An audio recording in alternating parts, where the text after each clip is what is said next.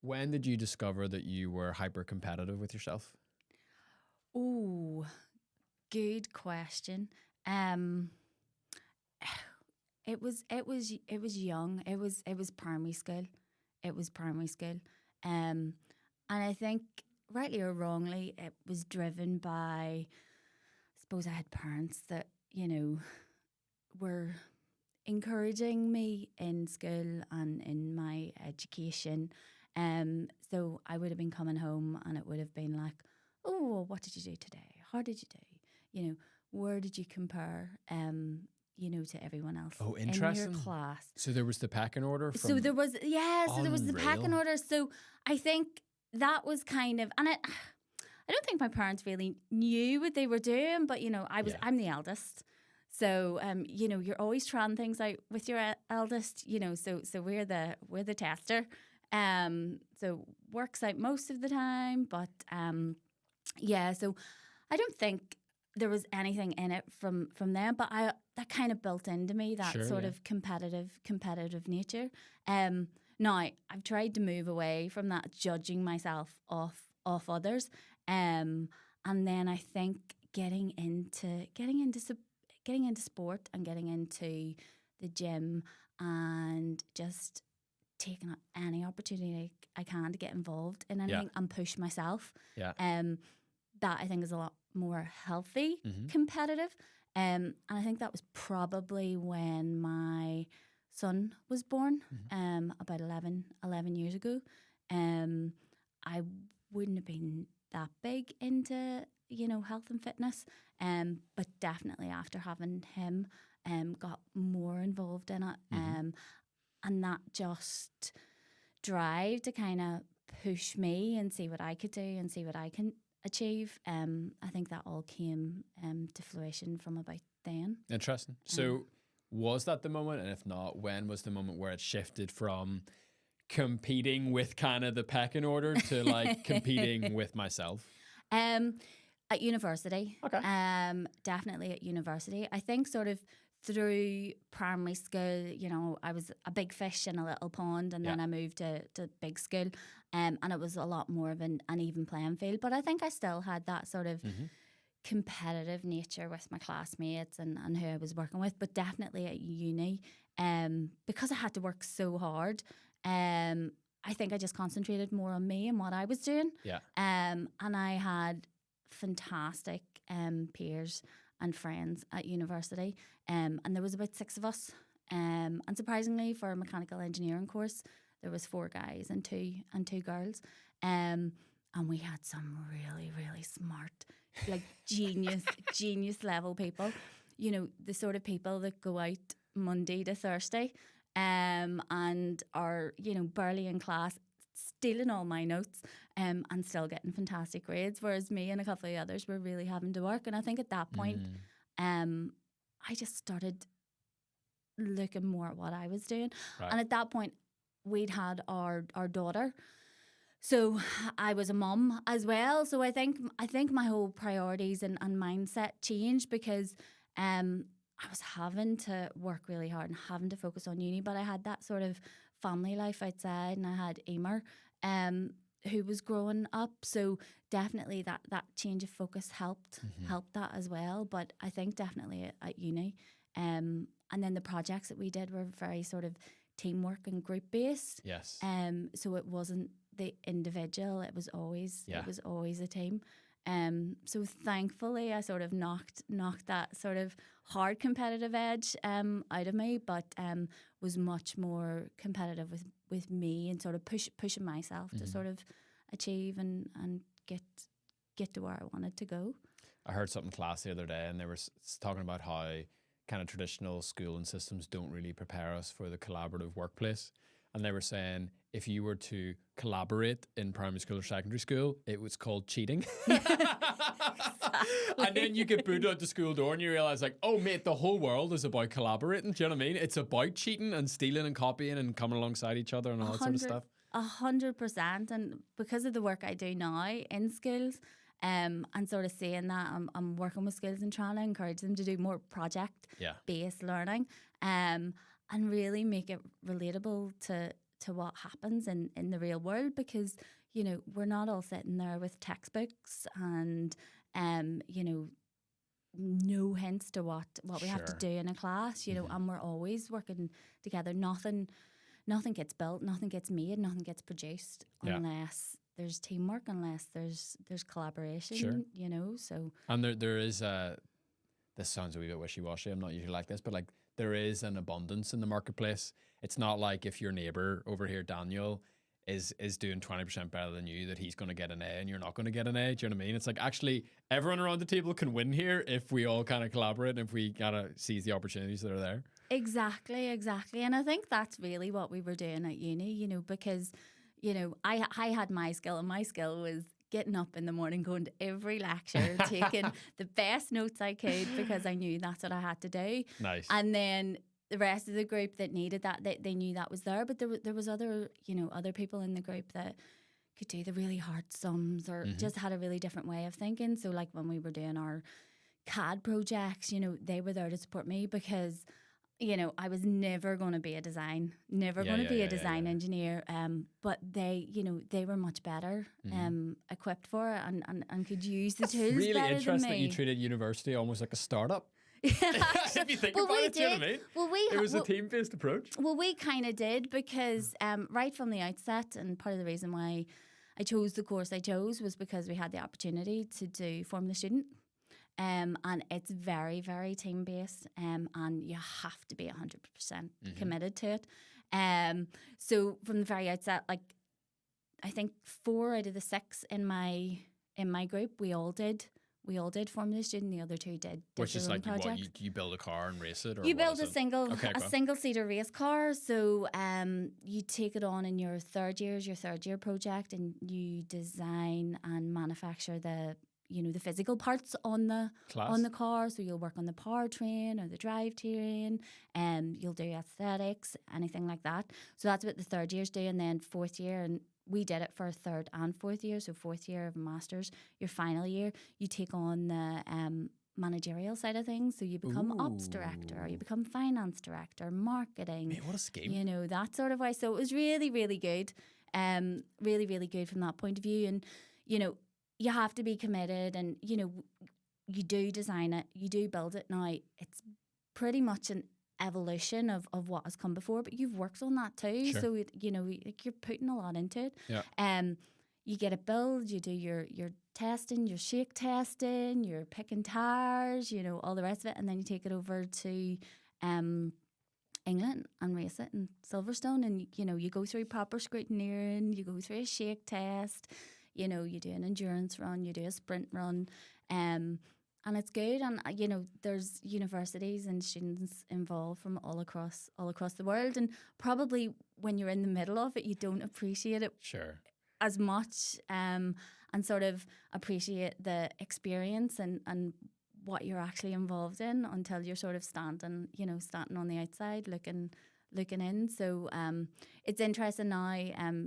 The Royal Academy of Engineering have a motorsport scholarship that does work with those students that want to go into motorsport. So they're doing a lot more of that now. So I'm hoping to get an invite over to Form the Student to see what's happening. And I do still follow Queens as well. So you never quite step away. You know what I mean? But that was a great experience, and that was all sort of team and togetherness, and working as a collective to reach the end goal.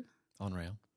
Well, welcome back to Meet the Members. This was a little mini podcast before the podcast. That's my job. I'm always like, I'm forever doing the intro way too late, because I just get pulled in. I'm like, tell me more about Formula Student. Oh my word, that sounds amazing. So we're here with Bronagh Ward today. Bronagh Ward is the Regional Programme Manager of Northern Ireland for the Royal Academy of Engineers. And we're just going to talk about like what it is you do and how you fit into this beautiful place here that is Ormeau Baths, and why you're here. Because you guys are a pretty weird company to be here. Because it's not just like, oh, I have a tech startup and I'm going to start it on my laptop. Not to disrespect every single other member in the Baths, but let's jump off from there. Yeah, sort of. If you didn't know what the Academy was and who the Academy are and what we're trying to do. Because I remember when you guys first moved in here, I was like, Ooh. Oh, who are these Who are these upstarts fancy coming pants? Yeah. coming in? But very much, the academy. It's three different things. It's a charity. It's a charitable organisation. It's a national academy, so it advises government on policy and anything to do with that. And then it's a fellowship, so it has members who are fellows that come from industry and academia, and they're the experts that help sort of guide the academy on the approaches and where we want to kind of go into and who we want to support. But I suppose in its essence, we're about promoting engineering and supporting engineering and those that are working in the engineering field. So very much why we're here in Northern Ireland and why the academy came here to start up their first regional hub was based on that feedback that they were getting from fellows based in Northern Ireland. And they were saying, look, Northern Ireland's a really great region to come to. There's a lot happening. There's loads of innovation. There's pockets of real high tech, high growth. You need to set a hub up. So Belfast became the first regional hub for the academy. So the academy was very much London centric because that's where the head office was, and they're slowly but surely sort of realising the need to be in the region. So they would have had fellows there, that they would have had connections into the universities, across the UK. But it's nice to have that base. And all of the successes of the Enterprise Hub here in Belfast, they've been able to open up hubs in Wales and Scotland and are opening up more hubs across the UK. And Crazy. That's all very much off the back of what's happening here. Yeah. In Belfast. And why Ormeau Baths is so important is just because of the mix of people in here and the innovation and creativity just within this place. And obviously having the links with Ormeau Baths and Barclays Eagle Labs is really good. So there's a nice collaboration, a nice sort of peer network that's going on. So the Enterprise Hub is very much about supporting startups, university spin-outs, engineers with a sort of a technical idea that they want to kind of go out and see if there's a market for. So the hub and the academy will support them with mentorship, with some finance, with training, with all that sort of really important stuff that a lot of people don't know or not born with the information, but not taught the information. Sure, that's not taught in schools. So it's really good that the hub is here to do that and make those connections and make those industry links as well. I'm a wee bit of a blow-in though, because I'm on the education team. Okay. So there was Gillian here, who's head of regional engagement. So she's very much Enterprise Hub. And then there's Daniel, and he's Enterprise Hub. And then there's me in the education team. So I look after the Northern Ireland Engineering Education Programme. And that's very much about supporting. Or surprising. Which might be a surprise. It might be a surprise. It might be a surprise. It is a lovely surprise to be supported. It is a surprise to be supported. But supporting schools with applications for grant funding to run projects that promote engineering and particularly promote engineering as a career for women and for girls, and making sure that information's getting out there and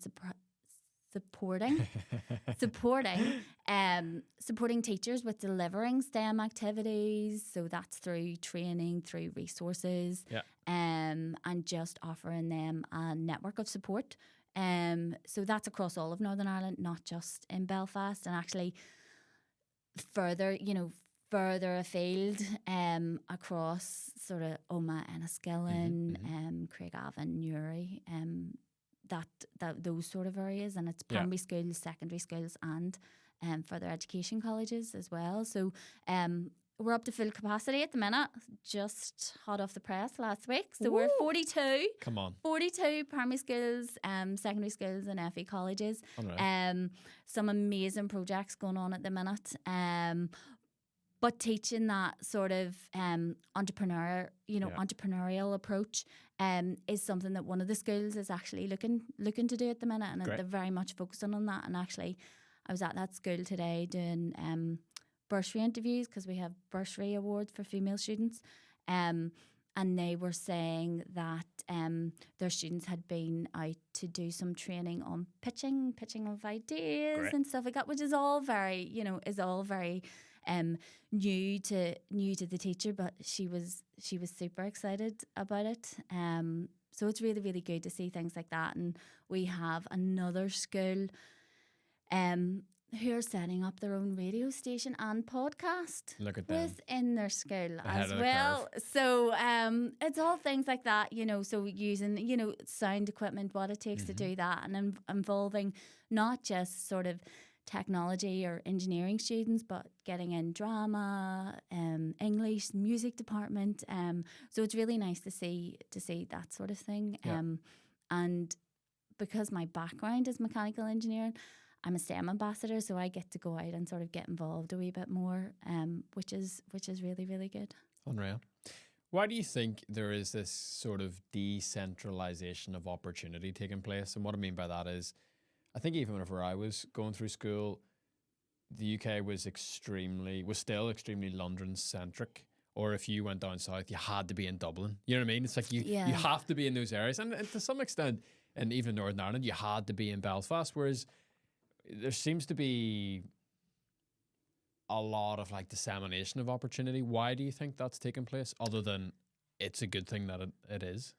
I think from an NI perspective, I think a lot of the time we just get on with it and don't shout about it. So you just do the great job, and then you move on to the next thing, and then you do that really well, and then you move on to the next thing. I think it's taken us a while to sort of realise that what we're doing is pretty unique and pretty innovative, and it's only now through the likes of forums like this, and social media, that people are feeling braver, more confident, that they can shout about their successes, and that everybody will kind of clap and cheer and sort of join them in celebrating what they're doing. I think we're in a really unique position that we can appreciate what other people are doing too, because I think if you're maybe London based, it's hard to look beyond that. Because you've always had those opportunities, you've always been, in the right place at the right time. Right. Whereas, if everywhere else isn't, so we know when these opportunities come up that we need to take them and run with them, and then we need to start sort of nudging, the next region beside us and go, here, look what we're doing, look what the possibilities are. I think we're getting better at it. I think we're getting better at sort of acknowledging how good we are. Definitely here in NI, and I know that'll happen across some of the other regions. Sometimes it's just about getting the message out there, and I think from my point of view, from like a STEM point of view, like I know there's lots of organisations and lots of providers that really want to deliver fantastic stuff and are delivering fantastic stuff, but want to sort of scale it up. And there's a lot of us kind of working in different pockets, and we kind of need to come together, because if we come together, then our voice is louder and more people hear it. And we're not diluting the message. So I think it just takes time. I think we're getting better. At sort of realising what the opportunities are and going out and getting them, and then coming back and going, here, look what I did. You should do the same. You know what? I'll help you. I'll support you. Yeah. And that's why places like Ormeau Baths are so great. When they're putting on like Founders Night once a month, they just sort of bring people together. And I know that anything I've worked on, specifically in the academy where there's been awardees from here, they just want to give back, and they just want to support the next generation. So I think it'll get better, and I think once we start going, it'll grow exponentially. Then the ripples, indeed. 100%. If you could go back in time to How old's your daughter? She's 22. If you could go back to a 22-year-old Bronagh and you had a couple of minutes of 22-year-old Bronagh's time, what sort of things would you say to her? I would tell her to live in the moment a bit more is what I would do. I think 22-year-old Bronagh had a lot going on, but I think I would tell her to enjoy university a bit more. So let your other friends go to lectures and take the notes, and not be the one that is there taking the notes all the time. Definitely, I would say to her, go easy on yourself.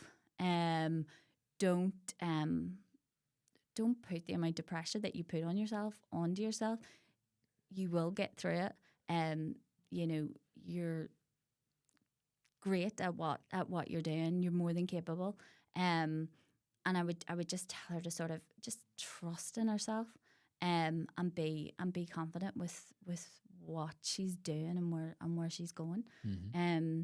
So be kind to others, be kind to yourself, more importantly. Give yourself a break, go easy on yourself. And yeah, just enjoy that uni experience a bit more. 100%. I love that. Final question. Why do you enjoy coming to work in Ormeau Baths? What is it about the place?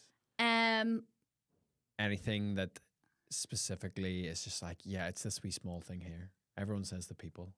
Like everyone, I know. It's like when you ask everyone, like, what's the best thing about Northern Ireland? Well, it's the people, isn't it? You know, well, like I could take or leave most people in here. Like, that's not true. The people do play a big part of it.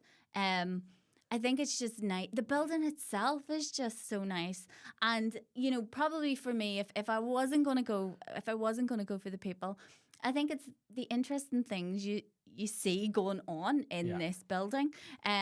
So it's the people coming through the building. You know, like, I mean, we had our Christmas Day on Friday there, and every department puts up, you know, slides of their key figures and stuff like that. And like for here, it was the amount of visitors. You know, like you have Joe Kennedy this are coming through like how many times now? You know, and you just don't get that anywhere. That and the artwork, I really like the artwork. You can't walk in and not sort of look at it, and you know, it's an IKEA dream in here. I'm not gonna lie. Most of my it's like my style. My house is pretty much designed and styled as Ormeau Baths is. Perfect. So it's a home away from home. It is a home. It is a home away from home. Yeah. You know what I mean? There's very little. There's very little to sort of nitpick about it. Yeah. And I can be quite nitpicky. I'm not going to lie. Well, that's the best testimonial they could ever get on their website. It'd be like, there's not much to nitpick about, and I'm one for nitpicking. And I'm one Bronagh Ward. Yeah, exactly. But yeah, no, it's really nice. And, you know, anybody you bring here, you know, and we have colleagues that come over from London, and you kind of think, oh, being in London, and we're... our headquarters is in London, is just off the Mall, so you know, it's a beautiful setting, right in the middle of London. The building's lovely and historic. You know, it's so lovely. But when people come over here, they're like, oh no, I really like coming. You know, this is my happy place. That's what they say to us. You know what I mean? And you know, there's a small part of that is obviously myself, Gillian, and Daniel welcoming people, but it's everybody else that, you know, we can send them down for a cup of tea, and you know, they'll meet somebody and have a chat, and they'll be well looked after. You know, if they get lost, somebody will not ignore them, but bring them back to the office, and then stand and have a chat for 15 minutes. Yeah. So you know, it's very nice sort of being in a place that is so welcoming, and yeah, it is. Yeah. It's home away from home. It is. Shout out to Daniel's impeccable fashion taste as well. Indeed. He puts Gillian and I to shame. We look like we've been dragged through the hedges every time. I see him, I'm just like, respect, bro. From his first day here, I remember being like, you're wearing a tie? Legend. Brave move. He kills it. He absolutely rocks it. He does. He has his look. We had I'll have to send it to you. We had a baby photo competition. Oh. At our Christmas Day there on Friday, and God love Daniel sent his through. He won't mind you. He won't mind me telling you this, but it was obviously a school pic. But he had his wee tie on, so I was prepping the slides for it, so like the baby picture and then the big reveal.